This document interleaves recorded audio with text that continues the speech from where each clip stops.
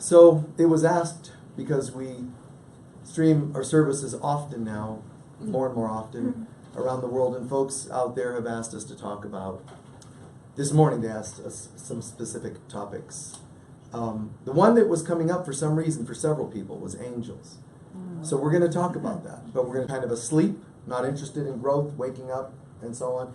And there's a group of people that have always been interested in growth, awakening. You know, those I call light workers. But those are awakening souls. That's cool, right? And those awakening souls have often been students. And all too often the students did what they thought students are supposed to do, which was keep listening to new information and remain a student.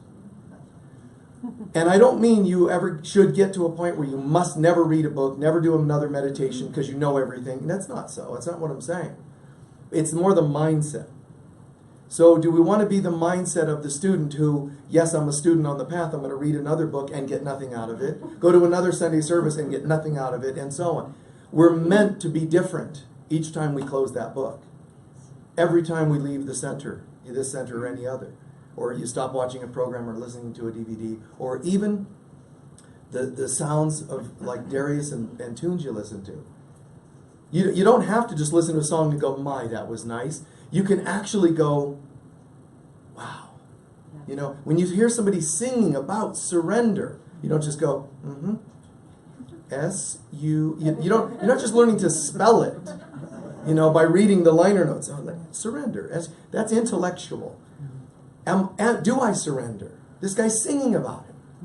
Do I do that? All the time. You know, with this stoic look. That's me. Look at me now. I'm totally surrendering. You know, careful. Like your face is going to break. You know, it's like, relax. So do I surrender? Do I surrender what? Do I surrender and sing when the music's playing? You know, do I move and dance? And always trying to stay appropriate with the surroundings. You know, if you're a bank teller, it may not be appropriate to just start, you know, a nurse in in an emergency room. You know, I'm just feeling the music. You know, like it may not be good. A cop pulls somebody over to give a ticket. You know, the cop's just starting to feel the spirit. You have to stay within the spirit and the groove of the moment that's around you. But do you stop? Do you surrender? And this whole universe, there's this kaboom, this big bang that takes place. Above the universe, metaphorically, is God's presence. And all the children of God, every being ever created, is still in God as one unified field of bliss. And that can actually never change. But it can seem like it changed in our imagination. So the children of God said, I wonder what it's like to be separate, and kaboom, Big Bang takes place. And what we imagined, which is what would it be like, and the Big Bang took place. And so there's this big explosion, and all these beings that were one with God, are one with God, fly out into something that's called a universe. God remains, God is. But the rest is this explosion and this journey. Just imagine an absolutely countless number of spirits, poof, splitting from one unified consciousness into a countless number of spirits, souls. And they go flying into that universe. But where do they land? Some land in one dimension, some land in another. Some land in one planet, some in another. Star system and another. They all go different directions. The main thing, where they go, is going to be based on their vibration. The vibration of one keynote can't go to a different keynote's dimension. It doesn't make sense. So the vibration, but what does that come from? Consciousness. One way to summarize how all this happens is that where you go in creation, including the furthest reaches of what one would even call hell, it's all within the womb of the Holy Spirit. It's all within the womb of the Divine Mother. There's no being that's somewhere else. God is one, but even when we created the idea that we could leave God, God immediately created the Holy Presence, the Divine Mother, to hold everything that could try to leave. So she's the ultimate container to hold the loving space for God's children. And And we forget that she's a she. She's not really a she, female, like gender. But we forget. She's the mother aspect of God, mother matter. So she's the universe, the matter of the universe. And I've never heard this said before, for whatever reason. But whenever I think it or say it, it just feels so awe-inspiring. Once upon a time, there's a man named Jesus, and he goes to the water, and he gets baptized by John the Baptist. And when he comes from the water, some amazing things happen. But one of them is that the Holy Spirit descends upon him, like in the form of a dove. But this means the Holy Spirit descends upon him, fills him, surrounds him. And whether it took a literal form, it's just a symbol, it doesn't matter. The Spirit descends upon him. And then there's a voice, they said, heard from the heavens. Anybody know what it said? Beautiful. This is my beloved son or child in whom I am well pleased. Who said that? But it's the Divine Mother. We always thought, and when movies portray it, it's always, this is my beloved. It's always a male. It was the Divine Mother. Just try to feel what I just said. It was the mother, the Divine Mother that said, this is my beloved child. It's her child. Not just Mary's child. Mary's a manifestation of the Divine Mother. So I get such chills thinking about that the divine universal mother says, this is my beloved child. This is my baby, so to speak, in whom I am well pleased. Now, on a broader sense, of course, we must remember that that's because Jesus chose to step up and awaken to him being a divine child of God. But it doesn't stand for Jesus, it stands for any of us who choose to step into the remembrance. Now, what if you're not in the remembrance? Well, then the Holy Spirit doesn't descend on you in the form of a dove. And it doesn't say, this is my beloved. What's it going to say? This is my beloved child whom is no longer beloved and no longer well pleased am I. So what it would say is, if you're not awakened to Christ, it would say, this is my beloved child who has not yet remembered. It can't condemn us. It's just, you remember or you don't. There's not much more to it. Now, when that Big Bang takes place, technically the Divine Mother, boom, instantly enwraps, it just holds it all, it contains it all. But what'll seem like it's happening in there are vibrations, dimensions, levels, layers. As you heard me quote a couple weeks back in a talk about multidimensionality consciousness or something to that effect, there's all these layers and dimensions. And there's so many it seems overwhelming. Some people clearly have forgotten that they even exist. Science speculates it to some degree or another, but knows nothing about it. And people have forgotten. So Shakespeare puts it, as I said a couple weeks ago, there are more things in heaven and earth that are dreamt of in all your philosophies. Saying, there's more levels, layers, and such than you can even imagine. And that's true. So let's try and play with that and imagine that today, at least to the best of our ability. Now, what we do know is the Big Bang takes place and all beings seem to move out into the universe. There's the one God, but the one God isn't really that thing that we know and name here, God. It's not the thing we name and know and interact with, God. It's something that's so far beyond our understanding that really, when we're praying to images of God. Elohim, Yahweh, Jehovah. Their names, they're sort of like aspects of God that are in the universe. So the highest dimensions of all are the God, goddess out there, God and goddess beings. And up there with them are the angels of God. The angels of God, there's technically 9 levels of those, 3 groups of 3. You start with, you got things like seraphim, cherubim, virtues, dominions, powers, principalities, archangels, angels. There's 9 total. And this is important. Why the layers? We'll come back to that. After angels, God's angels, light beings, Syrians, Arcturians, higher dimensional light beings.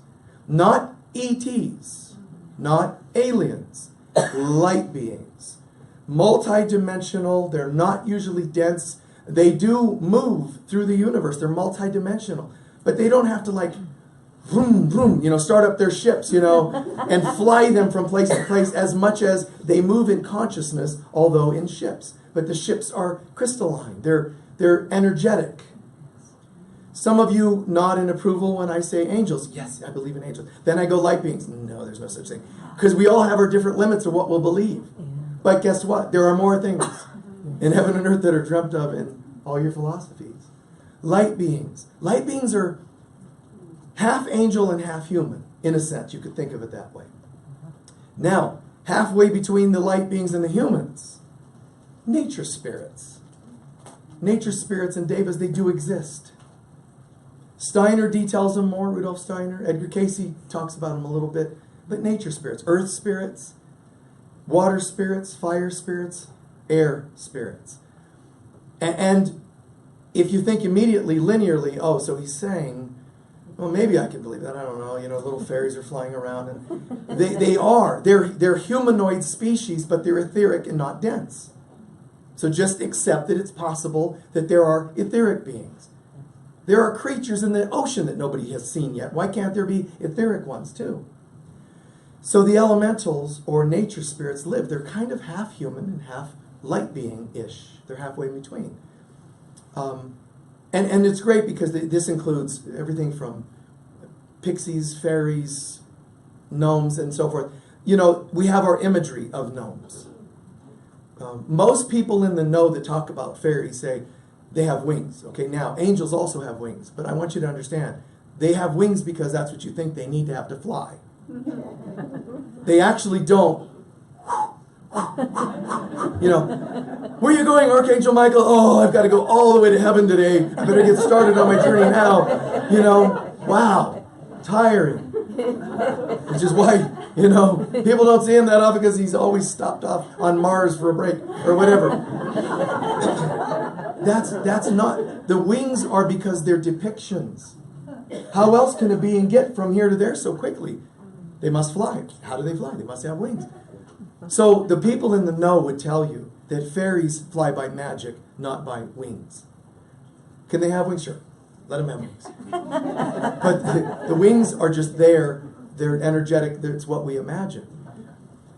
However, if it sounds too strange, there are photographs, authentic photographs. I have one on my website under Strange Photos. But there are some other Edgar Cayce photographed a form of fairy on some leaves of a plant. The stuff is beautiful. But try to open your mind to understanding the beauty of what I could be talking about here. You have a yard, and that means there's life in that yard. Oh, you mean the trees. There are beings. Things are not linear. Tree, rock, me, me, think, rock, tree. It's so dense, primal. There's life that links all the kingdoms. The plant life interacts with the animal life, interacts with the earth life, and so on. There's this whole interaction. So the elemental and nature spirit beings are not just little things, in little communities. They have a purpose because underneath all this, there's a wave that's happening. The wave is, starting it off, the wave is this. The angels closest to God are said to flap their wings constantly, flapping their wings. Why are they flapping them? They're creating vibration. What vibration? They're taking the vibration of God behind them, drawing that energy in and wishing it upon the earth. You follow? They're taking that energy and sending it downstream. And they do this constantly. That means there's angels designed just to give blessing to the whole universe. But what is the blessing? Have a nice day. We'll get you a new car tomorrow. It's only this. God loves you. And come home. It just takes that message of God. Love, come back. Love, and come back. Now you take it to the next kingdom. The next layer of angels, all the way down to archangels. And the archangels are hearing that wave of God. I love you, come home. And they're taking the archangels are saying, because a lot of them are related to nations, running nations, and nations leaders, except this country. So, what? So, they're like, I'm out of here. Sorry. So anyway. So, and you know what? No matter what president or leader in the world, to be at that level of responsibility, you have to have angels with you. Yes. You can shut off their messages, but you can't be at that level of responsibility and have some level of powerful angel trying to guide you. Now, that vibration is sent downstream. And the archangels are to the nations, and the angels are taking that energy down to individuals. Guardian angels are taking that energy down to each individual that they watch over. You have that energy sent down to ascended masters that are just downloading it to planet Earth. And then the elemental and devas. There's not just elementals and nature spirits individual, and they are humanoid, and they do have their own evolutionary path, these beings. But you have devas are part of that. You have a mountain deva. You have tree devas. You know, you actually have, it's like saying you have a force field. Can you believe that an atom has a force field? Can you believe your body has a force field around it? Okay, just take that force field and imagine that a mountain has one, and a tree has one, and an ocean, and a stream. Okay, fine. They're wrapped in an energy field. But when there's enough life, like a mountain, that force field, the bigger the entity, like a mountain, the bigger the thing, the more likely that there's a higher consciousness to it. That's why we say Earth is called Gaia. She's actually an entity. She didn't become a human entity. She's a planetary entity. You're not living on her, you're living with her. So she's a being. Now, you have a dense body, she has one. Hers is called minerals, yours is bones. She has an etheric body. So do you. You have hair, hers is called plants. She has an astral body, it's called animals. And yours is called emotion. And so on. We have levels and bodies here within us, and she has bodies. She's a being. A grand, big being. You know, we think, wow, look at me. I'm a CEO of a company, let's say. Wow. That's huge, man. You should be real proud. No matter what level you think you've attained and how cool you are, the earth could just have a slight sneeze and you'd be gone. Never to be found again. She's huge. She's big in consciousness. You have to be big in consciousness to hold that kind of body together. Just like I said, archangels work with, many times, leaders of countries. It's not that they buy into politics and are right or wrong and all that. It's just that they're saying, you're leading a group of people. We need to try to inspire you. Well, why? They don't listen. It doesn't matter. That's called unconditional love. We're just going to keep talking to them. We love you, come home. And you go, the nation leader goes, I get it. Once upon a time it happened when a guy named Ronald Reagan, the Pope, and Gorbachev brought an end to what we called a Cold War once upon a time. Those three guys got together and said, you know what? We keep trying to do things politically and it doesn't work. Why don't we just get together and get it done? They got it together, they made a plan, they started implementing it, and all three were almost dead within a short period of time. 2 shot. And Mother Mary tells the children in Medjugorje who she was giving visits to, she was telling them exactly what was happening. And she said, if they die, the world's in trouble. Because this is big stuff that's happening. Spirits that listened to archangels, that they needed to make a change. They did it. They were shot, which is the evil part of us that says, no, we want ego. We want fear to run the world. And if we would have, and it's we, not the guy with the gun, if we would have co-created the death of these people, that would have been a devastating sign or symbol. It would have meant we are allowing the death of hope. So we wipe it out. We say no. And people prayed, and these people survived. 2 were shot in the short period of time. The other one, there was a coup where he almost was killed. So all 3 were endangered big time. So there's these angels and archangels that are part of this, and we just sit in our little linear lives thinking, this is all there is. What matters today? whether my clothes match. Is this looking good? You know, is that as deep as you go? You know, really? Is that as deep as you go? So it's having more stuff. Getting caught up in clutter, whether it's verbal clutter or physical, junk clutter. We're meant to let go of things. Make your home a place angels would seek to dwell. And that also means make your yard a place nature spirits would seek to dwell. You know, and I've had so many wonderful interactions with nature spirits, angels, and so on, but you don't hear me talking about them a lot. And there's reasons. But I don't stand up here every Sunday, guess what? Had another cool vision. I was talking to Archangel Michael today, and he was standing there, we were chatting, you know, and I offered him some filtered water. And, you know, I don't do that for various reasons. One, because if I can't show it to you, then it makes you kind of sit there going, okay, well, thanks for telling us, but we can't relate.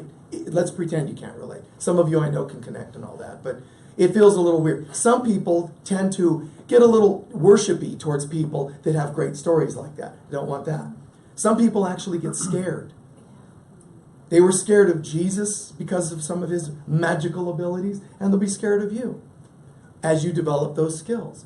They get intimidated. Well, how did you do that? Why did you do that? I've heard people say, from healings I've done as well as other healers, go, oh my God, I'm completely healed. I feel amazing. This is great. What a miracle. They go home, family members say, we don't believe in that. That's not our religion. And shame them back into sickness. You know, just ruining the chance of a miracle. But know this, angels don't buy into that. They just keep loving. There's no like bad day for an angel. They just keep loving. But where are they fed from? It all is coming from that original source of love, God. And it pours into each of these kingdoms. Again, the gods, goddesses, to the angels, downstream, to the light beings, to the nature spirits. What comes next? Humans. But not all humans. Humans are split in two. There's light workers and sleepers. People that just want to stay asleep. These people are wanting to wake up, and these people are choosing to stay asleep.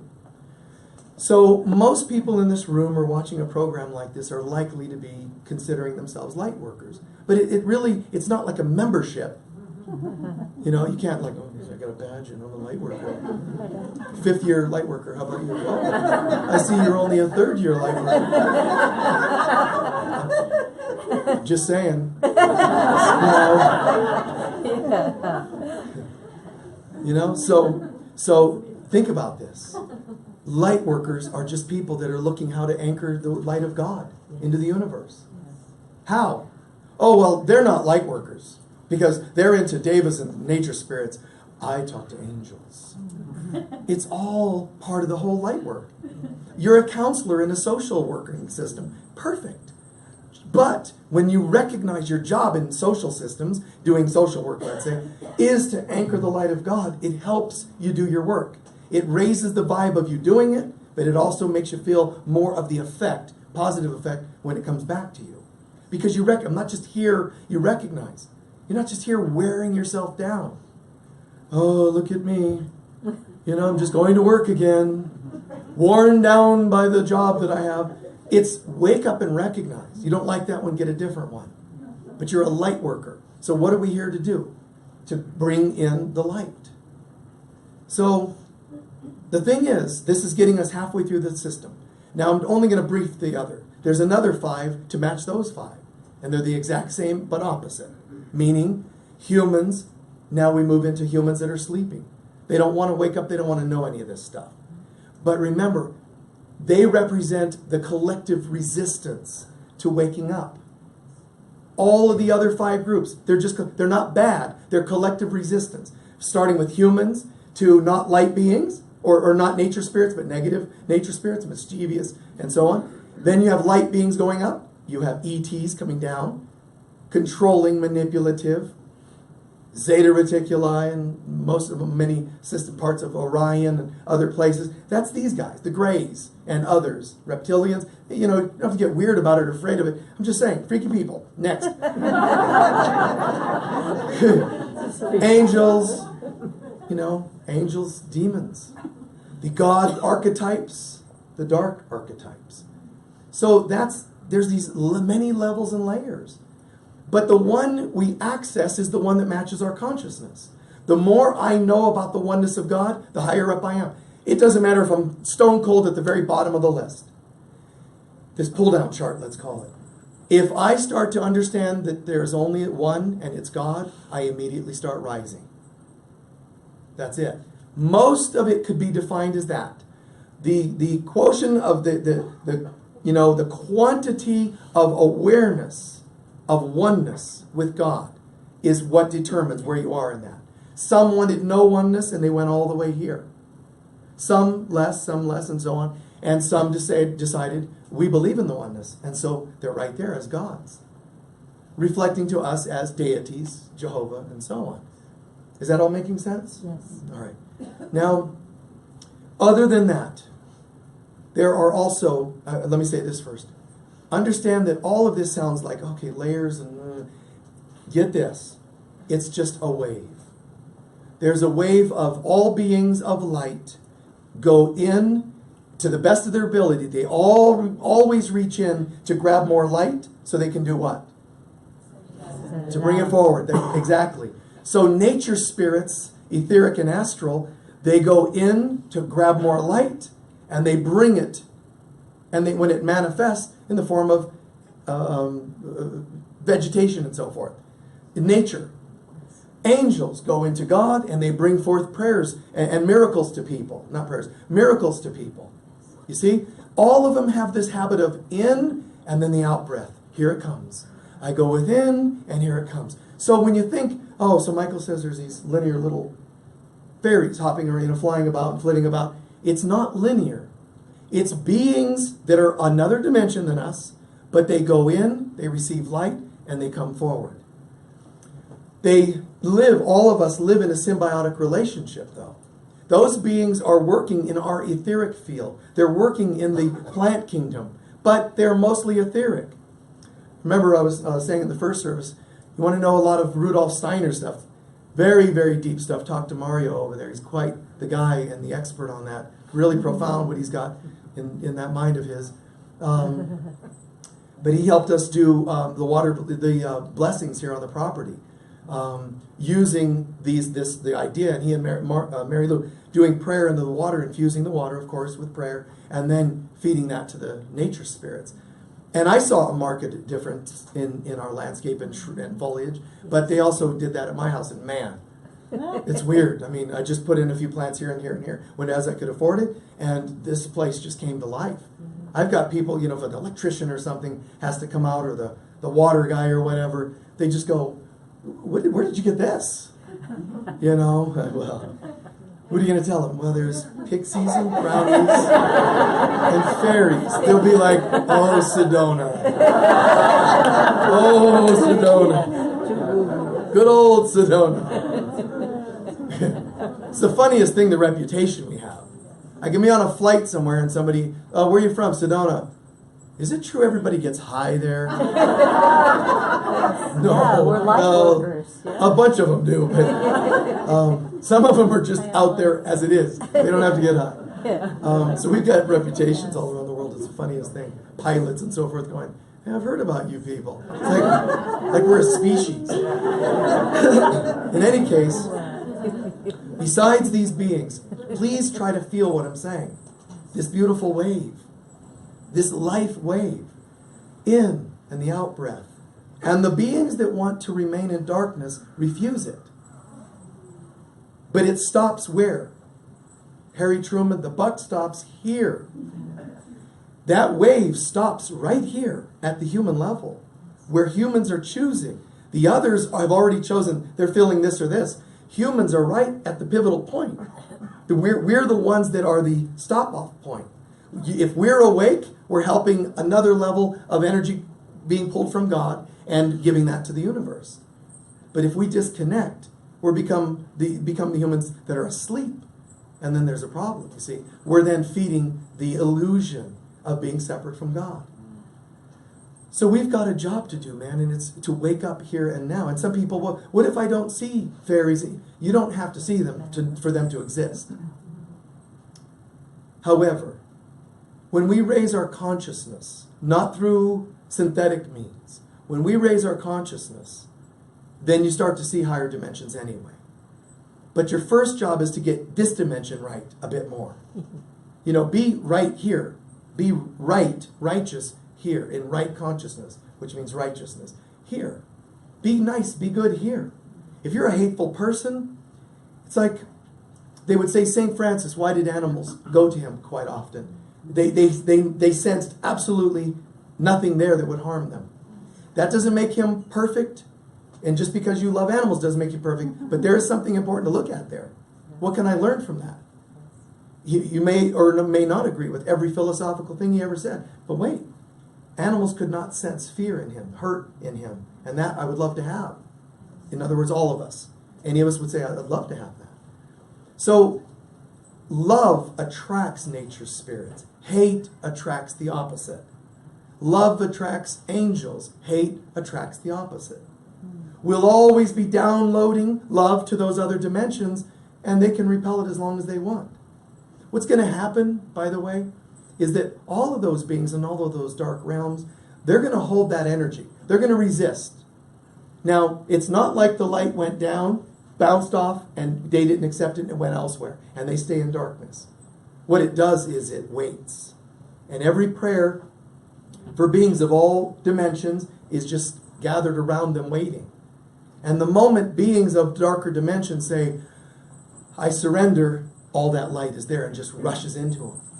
They will experience in a split second what it took you and I millions of years to accomplish. Which seems unfair, but don't bother getting into that. You don't want to do this again, so just be okay with that. Oh, I'm really glad you guys got it so quickly. Unlike me, who had to keep incarnating over and over. You know how many times I've been married and divorced? Oh my God. But that's okay. Horrible, mean, demonic beings got it in one split second. That's great news. You see, so it's okay. It should actually excite you to think that all of our prayers and good work that we do for people that don't seem like they get it, they don't get it and it repels. They don't get it and it stores around them in their energy field. Yes. Awaiting the moment. And then it's amazing to see it happen. An estranged child, and gets all into other stuff and messes up their life. The prayers. And sometimes it goes poorly, I know. But it's amazing when suddenly it happens and they're like far more enlightened than the parents sometimes. Mom, guess what? I saw angels. I've been praying for 10 years to see angels. And my kid's seeing angels, So it's pretty funny. But all of those dimensions are a part of this way. So if you have a hard time imagining nature spirits, which is odd, because if you believe in angels, why wouldn't there be another kingdom? But if you have a hard time, imagine just etheric beings. They're like orbs or sparkles of light. And those, when they're etheric, they're drawing from that etheric energy. But when they have to come into manifestation, they do so. But they don't always manifest as little people, but as other things in nature. Which again, you can talk to Mario about that because I really respect his love for that topic. So, lastly, there's other types of beings. I mean, who Mario is?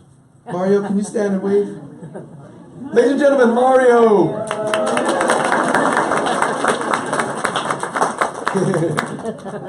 Thanks for asking. Yeah, you were going to need to contact your nature spirits to find him. Somebody show me, some being out there, show me who Mario is. All right. So, besides these beings, there's also extra pieces, we could talk about, which I'm not going to go far into, but just understanding there's deceased beings like us. We pass away. We enter the astral world. You're not suddenly a Syrian or suddenly an angel or suddenly a god. We have our own cycles. But, deceased beings. I shared a story that I thought was pretty funny. Edgar Casey once was he's staying in a bedroom in the second story, and him and his wife, and there's a tapping on the window. And his wife's like, what's that? He goes, oh, I'll take care of it. He goes downstairs and opens the door, and it's a ghost. It's a spirit of a woman who's passed away. And she said, I've heard that you might be able to help me. I don't know where I'm supposed to go. So he just he tells her what to do, and she's guided home. And then, the wife's like, well, who was it? What do you do with that? Oh, it was just a ghost of a woman who was not sure where to go. But why did she tap on the window? And he said, well, what she told him was, I knew I had to ask permission to enter. I didn't want to disturb anybody or scare anybody. That is a good being. Yes. The negative kind like to control and manipulate. They like to be worshipped or thought to be great. If ever you work with an angel, a light being, and you sense a bit of it's about them, cash them in for another one. Trade them in for another one. Yeah. Only that which works in the light of Christ is welcome here. You know? And I do that here with people as well as beings. Only that which works in the light of Christ. Now you say that and you live by that. But remember, there's other beings that don't like you saying that. And they mess with you. And there are a lot of people that have clairvoyant abilities to see some of these things, and they're more open than others. And beings often know that, and they torment you, and I'm really sorry about that. Work and call in that prayer of the Christ energy. You don't do it to defend against bad beings. You simply enhance that light in yourself so that that's all there is. Not against, but rather for this person here. You know, and a lot of times it's adolescents that are the ones most, messed with in that, because they're going through a phase of losing the childhood simplicity and ease and innocence to a conflicted state of mind, and then the excessive hormones that are changing in the system are opening their centers up. So there's a lot of interaction with spirit beings, especially negative ones, with kids. So, raise children with a certain amount of clearly a certain amount of the love and the light. Bring them up in the love and the light so that itself takes care of them. If ever it's necessary, you can educate them about other things. But just because you're a good person doesn't mean you won't have this other stuff. Jesus, he's a pretty good guy, right? He's in the desert, and they say the devil came to him. It doesn't matter whether you call it the ego or the devil. Something big came to him to try to take him off his path. Why? Why wouldn't his light have repelled it? Because the human still is vulnerable. So that thing's trying to work him over. That same spirit comes to every one of us and tries to deter us from what we're believing in, what we're focusing on. Some of us are so dense we don't even see that battle going on. But it does go on. It's the spirit of doubt. See, to the Essenes, that were the metaphysical sect 2,000 years ago that Jesus was brought up in as a kid, to the Essenes, they would say the spirit of, the angel of joy, the angel of work. They would say there's actually angels, but partly what they mean is the spirit of. So when you have doubt or worry, you're not just having doubt or worry. There's potentially it's yours, but potentially it's also a spirit of worry that's tormenting you. A spirit of doubt that plagues you. And you have to be able to say, no more. No, not interested. But then you have to feed the opposite to yourself. If all you do is say, go away, and you sit vulnerable to that, then it comes back to you. So this is in a way, it's a battle, but it's really a statement of responsibility. You might have plague of doubt and fear, but it's up to you to rid yourself of those things. Yes, you use these beings of light, these many layers and levels of beings of light to help, but it's got to be our choice too. I'm not interested in that. The will of God, the light of God, affirmation and decrees and bringing in something fantastic, powerful. Some beings and some groups, let's say like this group, live so much like this. The Anasazi people, they were just taken, they were gone. Nobody knows where they went. The Anasazi of, 1,000 years ago or whatever, right?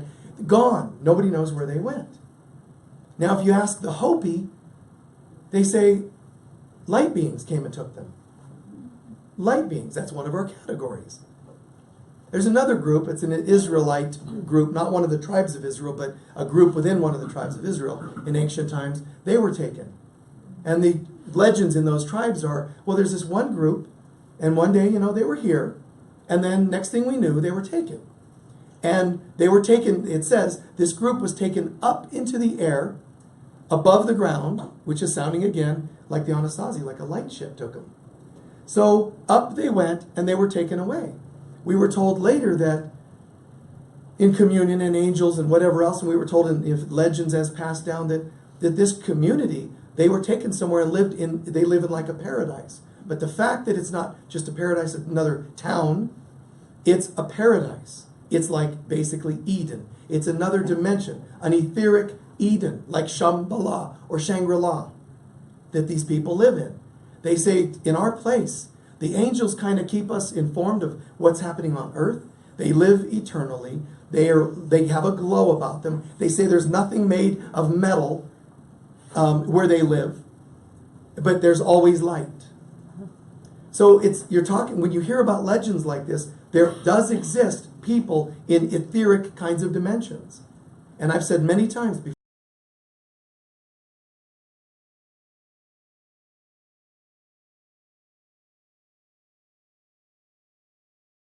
and that consciousness is kind of like halfway to heaven. And so it's kind of like living like an ascended master, but on earth. It's like living, I can't say like a light being, so we'll use something that can relate to humans more like ascended masters. So we get ourselves into a state of living mastery, I call it. Live like masters on earth. Live like awakened ones. And it doesn't mean you have to wear white. It doesn't mean you have to wear robes and wander the countryside preaching. It's in our own way. So if I'm in that wave, where am I and how am I doing? If that wave is my meditation, what do I do with my meditations? Do I take it to my yoga class? Do I take it to work? Do I take it to the drive to work? Do I take it to the grocery store? That's your job. If you're doing that, you're doing your version of what nature spirits do in their dimension. And that's what we're supposed to be doing. And what it does is we download that increase of love and light of God to the world. Obviously what it does, believe it or not, is it awakens humanity. And you can say, well, I don't really have time to do that. I'll let God take care of that. You're the thing that God is using to do that. In A Course in Miracles, it's called the divine plan. I am part of the divine plan. We do ceremonies and such here, and I'm coming to a close, and we do ceremonies and such here. And, you know, it's quite beautiful because we put such intention into it. There's a purpose to it. You know, it's not just blah, blah, blah, you know, by rote, as they say. It's, we ask, you know, we believe in this stuff. I feel so good. I feel connected to Spirit. I feel connected to the Holy Spirit of God, to nature spirits, to angels. But like I said, I don't boast it a whole lot.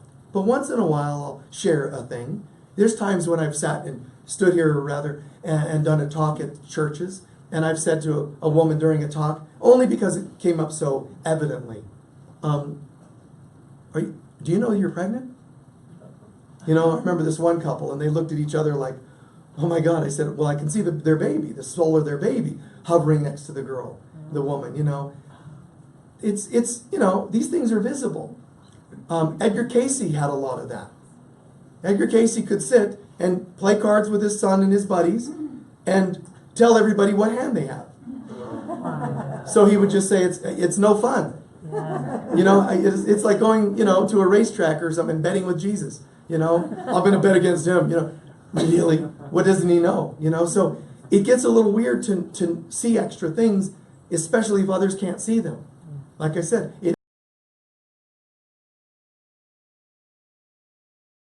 children, and we're shamed for it. Well, this is going to sound like good news. There'll be a day when you won't be shamed for it. You know why? Because they'll shut everybody down to where nobody will even bring it up to be shamed anymore. Does that sound good? No. No, because it's saying,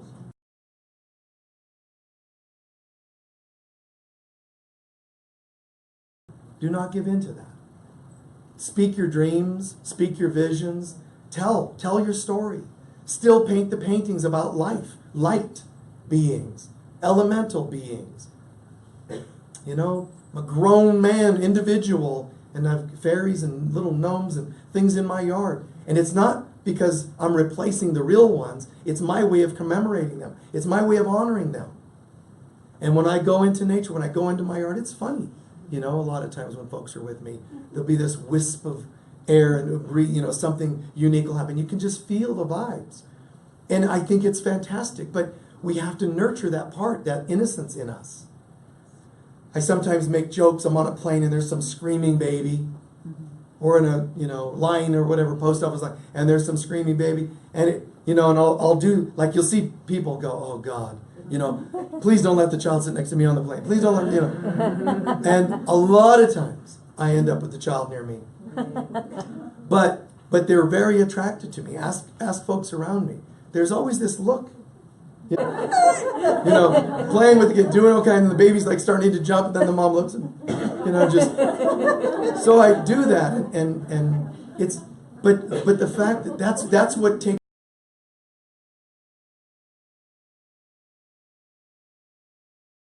of love. But it isn't just love, because some of you go, well, I have love and I haven't seen him. You know, there's also a certain innocence, childlike innocence. And if you feel like, well, God, you're saying I don't have that? There's also certain clairvoyant abilities, sometimes nurtured over lifetimes. Casey nurtured his ability over lifetimes. You don't want to compare or compete with that. You know, you just experience the best you can. But I will say this. Find a way, find a place. I could say commune with angels, and you should. It's beautiful. But you're communing with the light of God. Don't make them superior. Don't worship them. They're part of this whole system of light, and you should be proud that you're one of the beings in that system. And if you want to connect with nature spirits, sometimes it's subtle things. One of the times it was most prevalent was about 15 years ago when I would just go in my retreat in Washington State and just sit in my chair and just look over the property, and I would just watch all these beings just soar. It was incredible. But if I went to somebody, hey, there's all kinds of beings. How's that help them? So I often didn't say anything. I just sat there just watching it with marvel, because it's such a beautiful experience. But you can't see it. Don't worry about it. Just try to feel it. What I would suggest is, if you have a little space, if you don't, make one. Some little playful altar to life.